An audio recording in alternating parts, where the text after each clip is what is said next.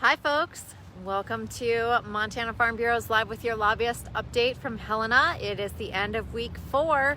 I might be starting a little bit early, but as you can see, or maybe you can't tell, it's kind of raining right now and I've been standing out here waiting to get started, so I just thought I would jump in now. It's a little awkward talking to a phone on a selfie stick by yourself, especially when there's people walking around. So I just wanted to get started. If you're tuning in, if you wouldn't mind commenting and letting us know what's new in your neck of the woods, I'd love to give you a shout out. Hi Clayton, thanks for tuning in. It is the end of week 4 here in Helena, and that means we're almost, we are through the first month of the session, and things are moving along. Technology continues to be somewhat of a challenge, but the people involved are doing a great job of trying to keep up with things. We're seeing more and more bills being introduced, and there's always speculation about when the dam is going to let loose and when lots of bills are going to start rolling out. And so we don't ever know that for sure. What we do know is that non-revenue bills have to be heard and passed through their originating chamber before the transmittal deadline, which is at day 45 of this session. This year, the legislature has been saving their Saturday working days so that they can have some more time later on as bills get introduced to continue working them through the process. Hi Hans, thanks for joining in. Hi JM. As the transmittal deadline was the very end of February, now it has been pushed back a few days to the end of the first week of March, and that will all continue to change as if they continue to save some Saturday work days. But just wanted to answer any questions you have and give you a few updates. So if you do have a question, please feel free to type it in the comment box, and I'll do my best to answer it. I'm trying to watch as I talk, and if you are watching this later and have a question and want to type it in, we will come back and read that as well. Also, one other thing to update you on is that we do have an Instagram page or account, or I don't know, I'm not cool enough to know the proper terminology, but you can follow us on Instagram, and actually Rachel is on Instagram Live right now providing an update as well. So like I said, new bills are coming out, and also some bills that we supported in their originating chamber have come across to the other side or are making their appearance in the appropriations or finance committees. One of those that I'll mention is House Bill 108, which strengthens trespassing laws.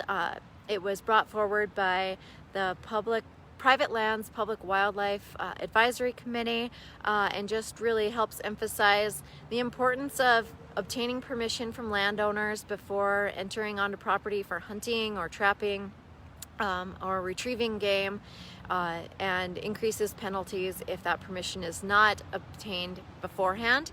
It passed the House and had a hearing in Senate Fish and Game this week, and should be moving quickly through that process. So we appreciate the sponsor bringing it forward, and the work that the Private Lands Public Wildlife organization or committee is doing to help strengthen landowner and sportsman relations.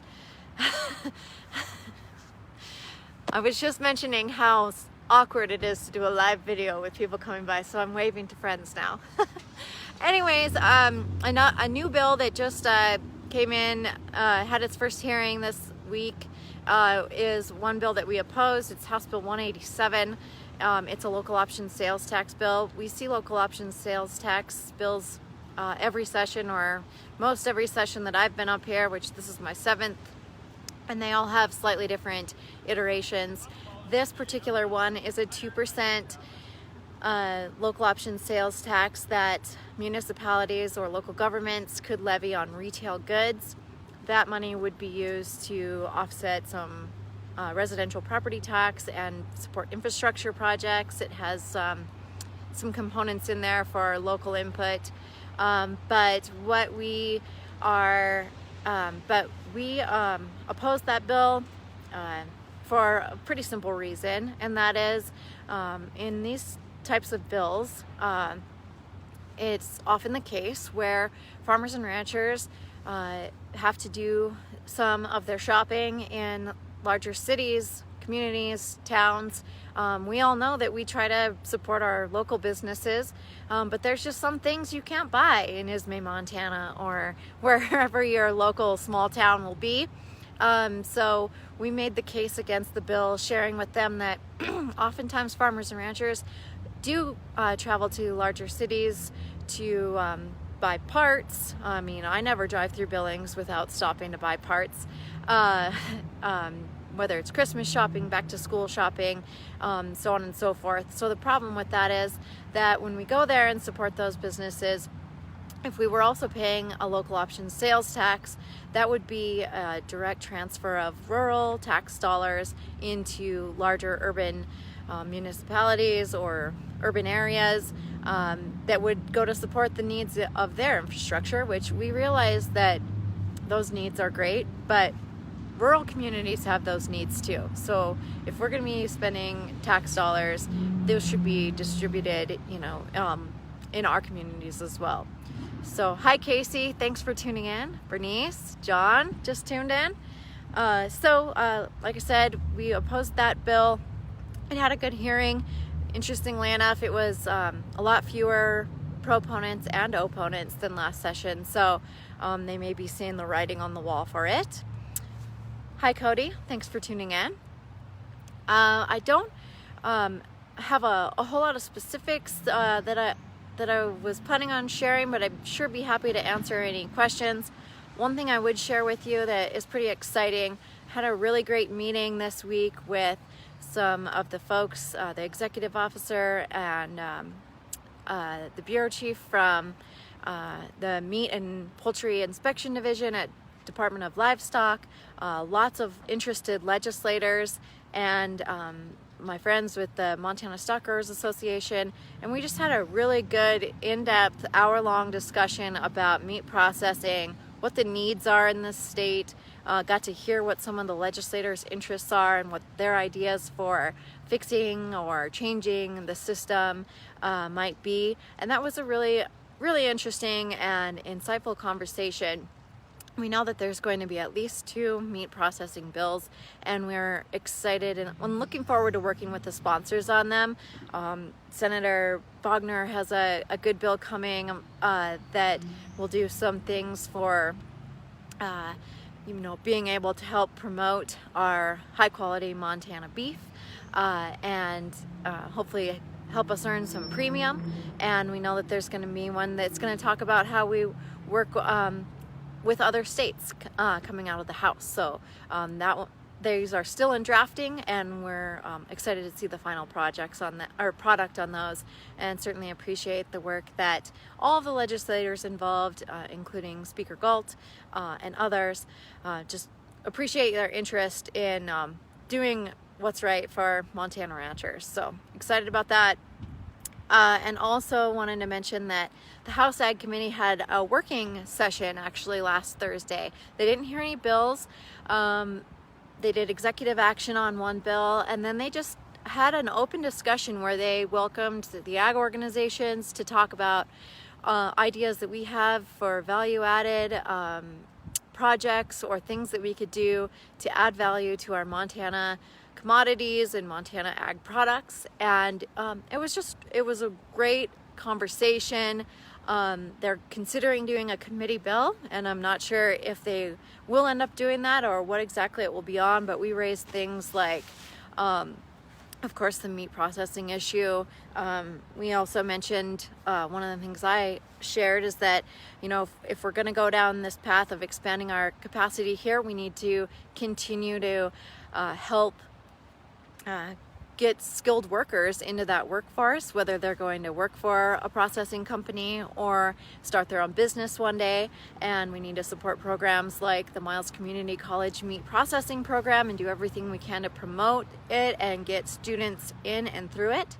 I also shared that we have We're the #1 producer of pulse crops here in the state.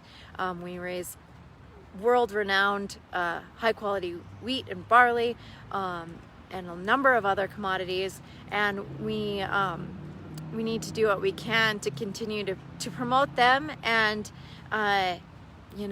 help add value and really elevate them. And then another thing I tried to incorporate, we talk about this on the national level a lot, but the importance of trade. A state that only has 1 million people and more than 3 million cows, and goodness only knows how many bushels of wheat. I don't know that off the top of my head, but way more than we could ever eat here.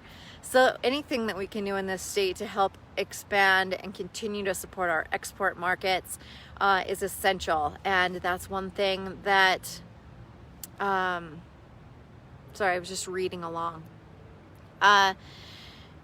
One thing that we can do is, the Department of Ag does a lot of things to help promote those products. So just building on that.